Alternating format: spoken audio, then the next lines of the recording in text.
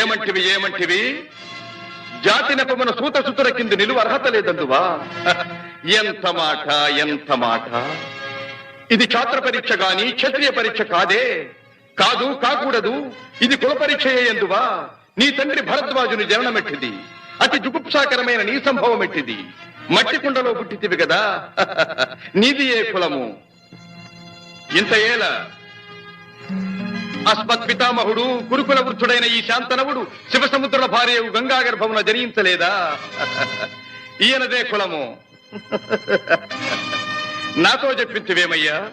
మా వంశమునకు మూల పురుషుడైన వశిష్ఠుడు దేవవేశ్యకు ఊర్వశీ పుత్రుడు కాడా?